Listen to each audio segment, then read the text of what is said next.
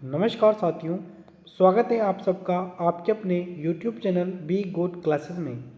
दोस्तों, अपन इस सीरीज में जो फर्स्ट ईयर के पेपर हैं उनको हल कर रहे हैं। देखिए, इसमें जो सीरीज चल रही है ना, इसमें आपको वर्कशॉप कैलकुलेशन के क्वेश्चन, ईएस यानी कि एम्प्लॉयबिलिटी स्किल्स के क्वेश्चंस, इंजीनियरिंग ड्राइंग के क्वेश्चंस, ठीक है, और साथ ही साथ जो इलेक्ट्रिशियन थ्योरी है उसके क्वेश्चंस आपको देखने को मिलेंगे, क्योंकि मैं इस वीडियो में आपको पूरा पेपर हल करके दूंगा।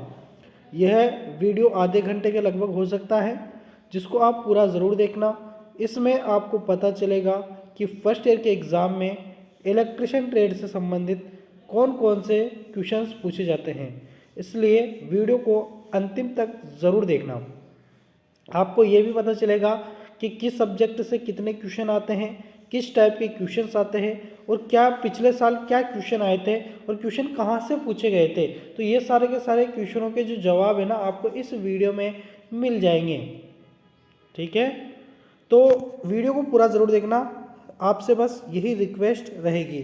ठीक है, चलिए शुरुआत करते हैं अपन क्वेश्चन नंबर 1 से। क्वेश्चन नंबर 1 आपके सामने है। वैसे मैं आपको ये नहीं कहूँगा कि क्वेश्चन कहाँ से आए हैं, आपको बस मैं इतना सा कहूँगा कि ये सीरीज़ आप देख लीजिए, और साथ ही साथ डिस्क्रिप्शन में दी गई जो निमे की पीडीएफ की जो लिंक जो निमे की पीडीएफ्स जो है ना, उसको हमने वीडियो के थ्रू पूरा कंप्लीट करवा रखा है। जो निमे की पीडीएफ्स हैं उसका लिंक डिस्क्रिप्शन में दिया है, उनको भी ज़रूर देख लेना, आपको पता चल जाएगा ये क्वेश्चन कहाँ से आए थे। ठीक है, ये तो आंसर किए हैं एक बच्चे की, जो कि मैं आपके सामने लेकर आया हूँ। पेपर है जो कि फर्स्ट ईयर का पिछले साल वाला, वो मैं आपको हल करवा रहा हूँ। ठीक है, और एक बात मैं बता दूँ, जितने भी एग्जाम हॉल में जितने भी बच्चे बैठते हैं सभी के पेपर अलग अलग होता है।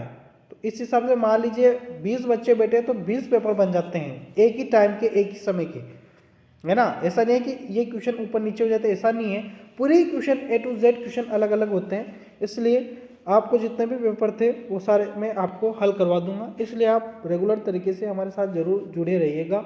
ठीक है, क्लास देखोगे तभी आपको समझ में आएगा क्या क्या यहाँ पर सिस्टम है। ठीक है, चलिए शुरुआत करते हैं। पहला क्वेश्चन आपके सामने है, 5S संकल्पना में निम्न में से कौन सा चरण स्टैंडर्डाइजेशन को इंगित करता है।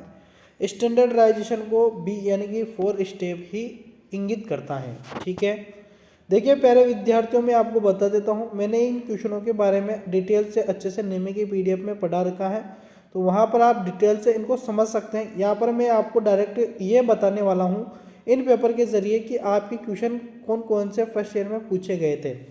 ठीक है, देखिए अगर मैं हर एक क्वेश्चन को डिटेल से पूरे अच्छे तरीके से समझाऊंगा तो वीडियो काफ़ी लेंथी हो जाएगा, यानी कि लंबा हो जाएगा। इसलिए आप यहाँ पर ओनली क्वेश्चन को समझिए कि क्वेश्चन कहाँ से आए हैं, और क्वेश्चन का आंसर याद कर लीजिए। क्वेश्चन है अगला, किस प्रकार का वाट मीटर है। ये जो वाट मीटर है ये किस प्रकार के हैं। यहाँ पर देखिए 2 ट्रांसफार्मर आपको देखने को मिल रहे हैं, 2 ट्रांसफार्मर हैं, और साथ ही साथ यहाँ पर 1 2 3 फेज है। तो 3 फेज वाला ये क्या है, ट्रांसफार्मर हैं। तो दो अवयव यानी कि 2 element, 2 element 3 phase watt metre, यानी कि ये क्या है, वाट मीटर है, जो कि 3 कला यानी कि 3 फेज वाला वाट मीटर है। अगला क्वेश्चन आपके सामने है, डीसी श्रृंखला एमसीबी का अनुप्रयोग कौन सा है। एमसीबी का अनुप्रयोग यानी कि एमसीबी का पूरा नाम क्या होता है, मिनिएचर सर्किट ब्रेकर होता है ना। तो देखिए यहाँ पर एमसीबी का अनुप्रयोग पूछा है, तो लोकोमोटिव जो होता है ना, इसके अंदर एमसीबी का प्रयोग किया जाता है। ठीक है ना। अगला क्वेश्चन है जो कि है आपके सामने, केबल की अधिक अतिरिक्त धारा सुरक्षा के लिए धारा रेटिंग कारक क्या है।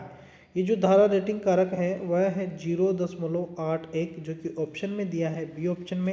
यही आपका कंप्लीटली सही आंसर हो जाएगा।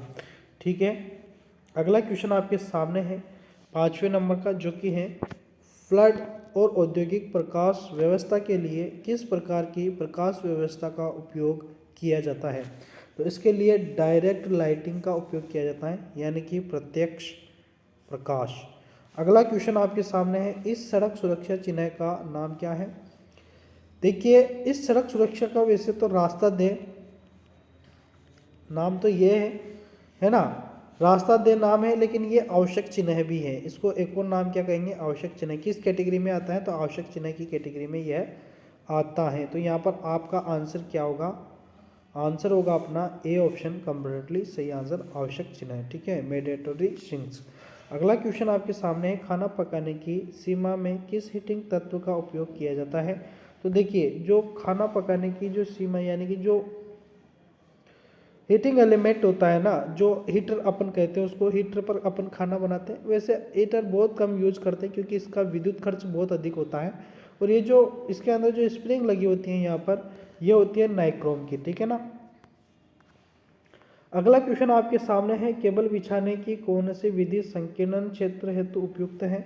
तो देखिए, डक्ट पाइप विधि का प्रयोग करते हैं, ये ध्यान रखना। अगला क्वेश्चन है, विद्युत उपकरण में लगी अग्नि हेतु कौन सा अग्निशामक प्रयोग किया जाता है। तो इसके लिए हेलोन प्रकार का अग्निशामक यंत्र का प्रयोग करते हैं। अगला क्वेश्चन है, प्रकाशीय परिपथ का नाम क्या है। ये गोडाउन वायरिंग है। ठीक है, गोडाउन वायरिंग आप कैसे समझोगे, तो मैं आपको बता देता हूँ। यहाँ पर 4 लैंप लगे हुए हैं, 1 2 3 4। ठीक है, और यहाँ पर 2 वे स्विच लगे हुए हैं 3, और सिंगल वे स्विच लगा हुआ है 1। तो यहाँ पर गोडाउन लाइटिंग वायरिंग है। इसमें क्या होता है कि यहाँ से ऑन करेंगे तो ये लैंप जल जाएगा, बाकी 3 बंद रहेंगे। फिर आगे जाएंगे, यहाँ से ऑन करेंगे तो ये आगे वाला जल जाएगा, ये बंद हो जाएगा। ठीक है, फिर आगे वाला स्विच ऑन करेंगे तो ये जल जाएगा, ये दोनों बंद हो जाएंगे। ठीक है, और ये चलाएंगे तो ये ऑन रहेगा, पीछे वाले सब बंद हो जाएंगे। ठीक है, तो इस तरीके से गोडाउन वायरिंग होती है। विद्युत खर्च कम होने के लिए इस प्रकार की वायरिंग की जाती है। अगला क्वेश्चन है, आवृत्ति मीटर का प्रकार क्या है। ध्यान से चित्र को देख लीजिए, है ना। डायग्राम आपको देखने पड़ेंगे और इनको याद करना पड़ेगा, समझना पड़ेगा। यांत्रिक अनुनाद प्रकार का यह क्या है, मीटर है। अगला क्वेश्चन है, इस औजार का क्या नाम है। ये कटिंग प्लायर है, तो इसको क्या कहेंगे, डायगोनल कटिंग प्लायर कहेंगे, ये आप ध्यान रखना। ठीक है, अगला क्वेश्चन है, बहुमंजिले इमारत के लिए तारों की ट्री प्रणाली सबसे उपयुक्त क्यों है। तो क्या होता है, ट्री प्रणाली में क्या होता है कि फ्यूज के साथ दोष ढूंढने में क्या होता है, सरलता होती है ना। अगला क्वेश्चन है जो कि है, डीप सोल्डरिंग विधि का उपयोग क्या है। डीप सोल्डरिंग विधि पीसीबी प्लेटों पर की जाती है। पीसीबी में छोटे भागों को सोल्डरिंग करने के लिए की जाती है। पीसीबी क्या होती है, तो पीसीबी होती है प्रिंटेड सर्किट बोर्ड। ठीक है, अगला क्वेश्चन आपके सामने है, BIS के अनुसार नम्य कोड के लिए कॉपर कंडक्टर का न्यूनतम क्रॉस सेक्शनल क्षेत्र क्या है। तो वह होता है 0.05 mm²। ठीक है, ए ऑप्शन कंप्लीटली सही आंसर रहेगा। क्वेश्चन है आपका अगला जो कि है, यहाँ पर पूछा गया है, ELCB का उद्देश्य क्या है। ELCB का उद्देश्य पूछा है, ELCB का उद्देश्य है अवशेष धारा को देखना, यानी कि मॉनिटर्स द रेजिडुअल करंट। ठीक है, तो यहाँ पर बी ऑप्शन आपका कंप्लीटली सही आंसर रहेगा। ये होता है अर्थ लीकेज सर्किट बोर्ड, सॉरी अर्थ लीकेज सर्किट ब्रेकर होता है इसका पूरा नाम, ध्यान रखना। ठीक है, अगला क्वेश्चन आपके सामने है, घरेलू वायरिंग इंस्टॉलेशन में लूपिंग बैक यानी कि लूप इन विधि क्यों पसंद की जाती है। तो इस विधि को पसंद करने का एक ही उद्देश्य है कि कोई अलग से जोड़ा गया उपयोग नहीं किया जाता है। यहाँ पर डी ऑप्शन कंप्लीटली सही आंसर रहेगा। अगला क्वेश्चन है, एक्स इंगित रेती के भाग का नाम बताइए। ये इंपॉर्टेंट क्वेश्चन है, सभी के पूछा जाता है। ये होता है हील। ठीक है ना, एक्स चिन्हित भाग क्या है, हील है। तो यहाँ पर आपका सी ऑप्शन कंप्लीटली सही आंसर होगा।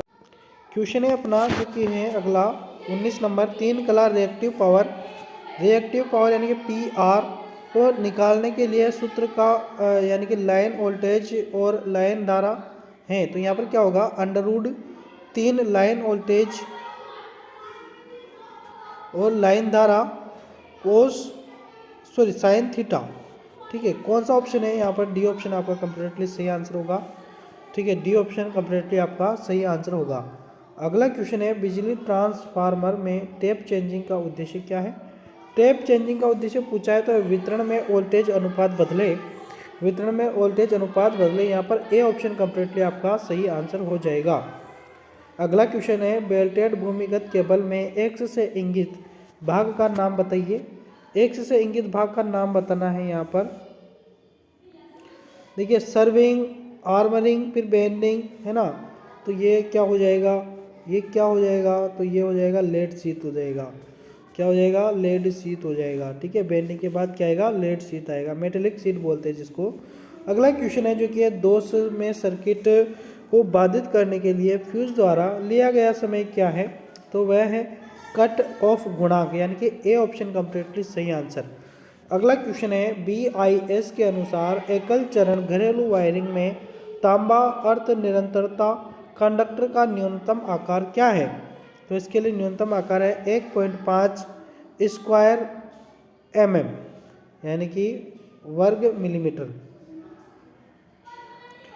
अगला क्वेश्चन आपके सामने है एल श्रेणी MCB के द्वारा किस प्रकार के भार को सुरक्षित किया जाता है।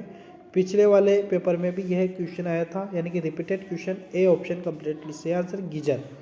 अगला क्वेश्चन है जो कि है एक इलेक्ट्रोडायनेमो प्रकार के उपकरण द्वारा किस मात्रा को मापा जाता है, तो इसके लिए पावर को मापा जाता है, शक्ति को मापा जाता है, बी ऑप्शन कंप्लीटली सही आंसर हो जाएगा।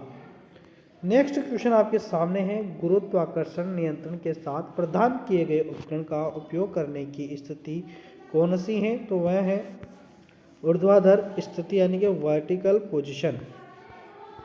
अगला क्वेश्चन है वायरिंग स्थापना में परीक्षण का प्रकार क्या है, तो परीक्षण का प्रकार पूछा है। देखिए यहाँ पर आप देख पा रहे होंगे, यहाँ पर अर्थिंग की जा रही है, तो भूमि के साथ यहाँ पर संपर्क किसका है, यहाँ पर इसका है, लाइन का। ठीक है, तो देखिए यहाँ पर क्या हो रहा है, चालक एवं भूमि के मध्य कुचालक प्रतिरोध जांचना।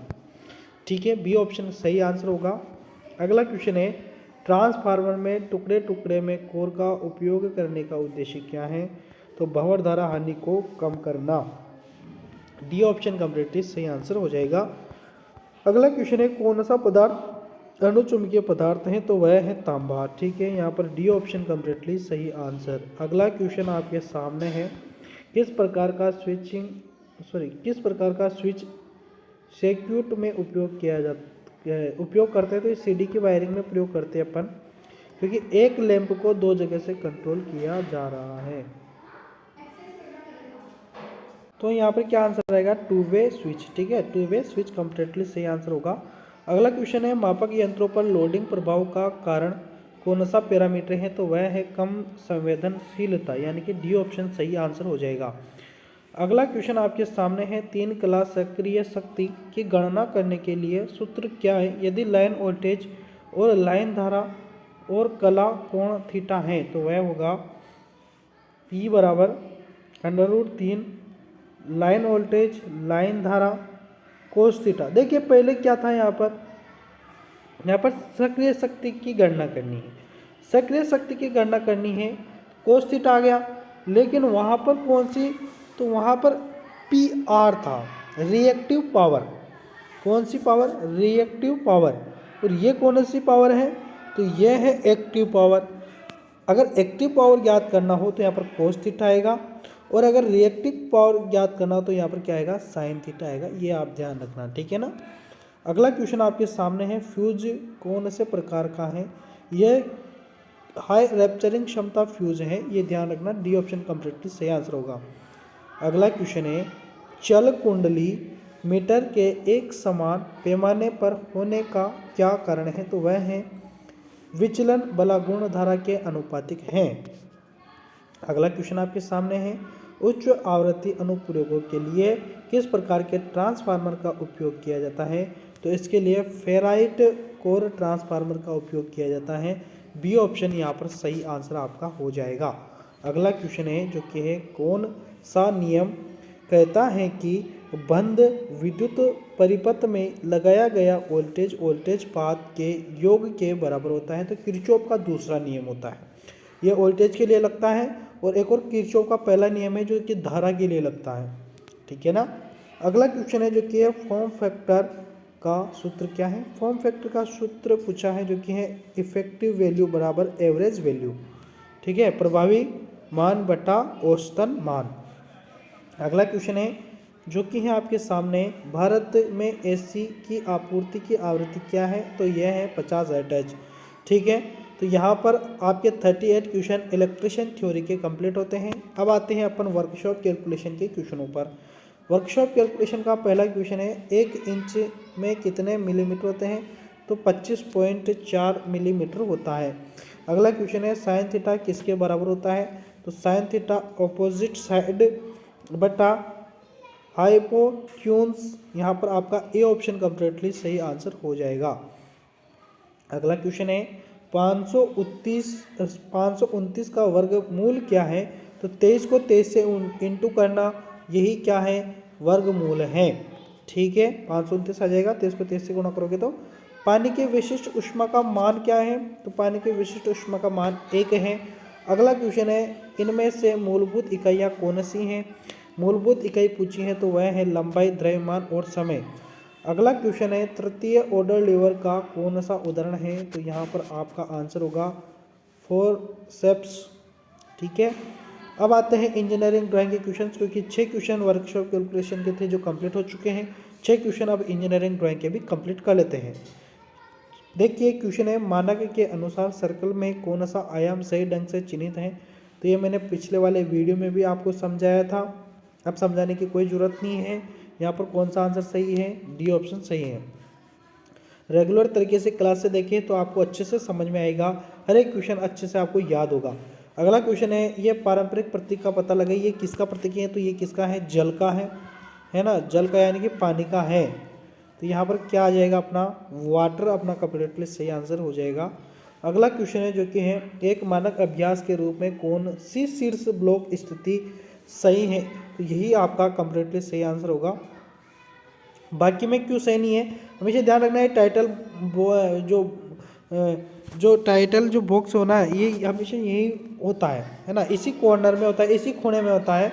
तो देखिए यहाँ पर क्या हो रहा है कि यहाँ पर ये ऊपर आ गया तो ये गलत हो गया, ऊपर नहीं आना चाहिए, साइड में भी नहीं आना चाहिए, यहाँ पर इस और आ गया तो ये भी गलत होगा, और यहाँ पर क्या हुआ तो यहाँ पर इस कोने में आ गया तो ये भी गलत हो गया। हमेशा कहाँ रहेगा? इस जगह रहेगा। ठीक है, अगला क्वेश्चन है जो कि है चित्र में दिखाए गए प्रिज्म का नाम क्या है? ये देखिए इसमें कितनी भुजाएं हैं? 1 2 3 4 5 6, तो 6 को कहते हैं हेक्सागोनल, तो यह हेक्सागोनल है, ये ध्यान रखना। ठीक है, अगला क्वेश्चन है जो कि है आईएस के अनुसार कौन सा ड्राइंग आयाम सही है? तो ये मैंने पिछली क्लास में भी यानी कि पिछले वाले वीडियो में भी आपको बताया था। तो यहाँ पर कौन सा सही है आपका? यहाँ पर सी वाला सही है। ठीक है, अगला क्वेश्चन आपके सामने है कि ये किसका चित्र है? ये चित्र पूछा है किसका है? तो ये किसका है? चांदे का है, सभी जानते हैं। डी ऑप्शन कंप्लीट सही आंसर। तो यहाँ पर 6 क्वेश्चन आपके इंजीनियरिंग ड्राइंग के भी कंप्लीट हो चुके हैं। अब आते हैं अपन एम्प्लॉयबिलिटी स्किल्स के क्वेश्चनों पर। पहला क्वेश्चन है लक्ष्य 2 प्रकार के होते हैं। लक्ष्य यानी कि गोल्स आर ऑफ 2 टाइप्स, तो कौन से हैं? एक तो है दीर्घकालिक और एक है अल्पकालिक। एक तो होता है कम समय में कंप्लीट होना, एक होता है लंबे समय में कंप्लीट होना, लॉन्ग टर्म्स, और एक होता है शॉर्ट टर्म्स। तो यहाँ पर ए ऑप्शन आपका कंप्लीटली सही आंसर है, यही क्या होते हैं? 2 गोल्स होते हैं। अगला क्वेश्चन है कौन सा ऑनलाइन भुगतान ऐप नहीं है?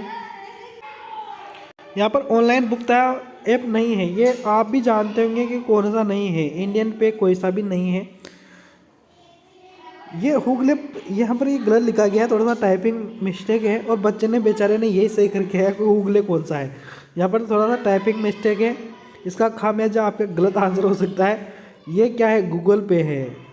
गूगल थोड़ा सा दिमाग लगा लेना, थोड़ा सा यहाँ पर मिस्टेक है, टाइपिंग एरर है, पेपर के अंदर ही है ना। तो ये गूगल पे है, ध्यान रखना। तो ये तो है गूगल पे, तो फ़ोन पे भी है और पेटीएम भी है, लेकिन इंडिया पे कोई सा भी नहीं है। तो यहाँ पर यही आपका क्या रहेगा? कंप्लीटली सही आंसर रहेगा, ध्यान रखना। अगला क्वेश्चन है इंटरव्यू ई टिकेट में डोज क्या है? तो ये है कॉल्म अप्रोच। कॉल्म अप्रोच यहाँ पर कंप्लीटली सही आंसर होगा। अगला क्वेश्चन है जब हम किसी नए शहर में जाते हैं तो इनमें से कौन सा खर्च होता है? अगर आप मान लीजिए आप पढ़ाई करने जा रहे हो और बाहर जा रहे हो, कोटा वोटा यानी कि बाहर कहीं जा रहे हो शहर में, तो वहाँ आपको क्या देना पड़ेगा? भाई बाहर जा रहे हैं तो जूते खरीदने की कोई ज़रूरत नहीं है, नए कपड़े खरीदने की भी कोई ज़रूरत नहीं है, क्योंकि अपने घर पे जो है वही लेके चले जाएंगे।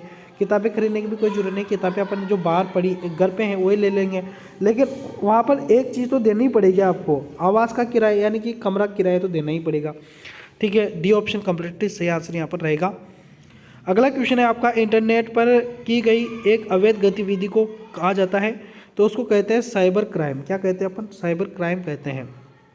अगला क्वेश्चन है नैतिकता का अर्थ है। नैतिकता का अर्थ यह है कि तय करें कि मानव आचरण के लिए क्या सही है और क्या गलत है। ठीक है, अगला क्वेश्चन है जो कि है इंटरव्यू एटिकेट में डोज क्या है, तो यह है कॉन्फिडेंट रहना। ठीक है, यहाँ पर आपका डी ऑप्शन कंप्लीटली सही आंसर रहेगा। अगला क्वेश्चन है महिला मृदुभाषी और क्षमाशील होती हैं, तो लिंग रूढ़िवादिता से। ठीक है, डी ऑप्शन कंप्लीटली सही आंसर है। अगला क्वेश्चन है कौन सा सकारात्मक दृष्टिकोण का परिणाम नहीं है, तो वह है उदासी। क्या है, उदासी, यानी कि बी ऑप्शन कंप्लीटली सही आंसर। अगला क्वेश्चन है एक विकास मानसिकता वाला व्यक्ति हमेशा तैयार रहता है, तो बड़ों बदलों और सीखों के लिए। ठीक है, अगला क्वेश्चन है आपका जो कि एक गतिविधि जो तनाव को रोकती हैं या कम करती हैं उसे स्ट्रेस बस्टर कहा जाता है। आपके अनुसार निम्नलिखित में से कौन सा एक स्ट्रेस बस्टर नहीं है, तो वह है लंबे समय तक समस्या के बारे में सोचते रहना। अगला क्वेश्चन है जो कि है चौथी रो और चौथे कॉलम को सेल एड्रेस क्या है, मैंने पहले वाले वीडियो में भी आपको बताया था, क्या होगा, D4 होगा। ठीक है, यहाँ पर डी ऑप्शन कंप्लीटली सही आंसर है। अगला क्वेश्चन है नौकरी या काम में होना, रोजगार कहते हैं उसको। ठीक है, एम्प्लॉय। अगला क्वेश्चन है अनुचित पद को पहचानिए। अनुचित पद क्या है, तो वह है हरित प्रदूषण। ये मैंने पहले भी आपको समझाया था। अगला क्वेश्चन है चर्चा शिष्टाचार का डोंट है, तो ये क्या है, अनावश्यक बहस करें, तो यहाँ पर ए ऑप्शन कंप्लीटली सही आंसर होगा। अगला क्वेश्चन है SMS भाषा में ASAP का क्या अर्थ है, तो इसका अर्थ होता है एज सून एज पॉसिबल। यहाँ पर सी ऑप्शन कंप्लीटली सही आंसर होगा। अगला क्वेश्चन है कौन सा एक अच्छा संचार है, तो अच्छा संचार क्या है, तो वह है संदेश को साफ और स्पष्ट होना। संदेश का साफ और स्पष्ट होना, यही क्या है, अच्छा संदेश है। राहुल को अपने पालतू कुत्ते के साथ में मजा आता है, तो खेलने में। ठीक है, खेलने में यहाँ क्या लिखा है, करने में।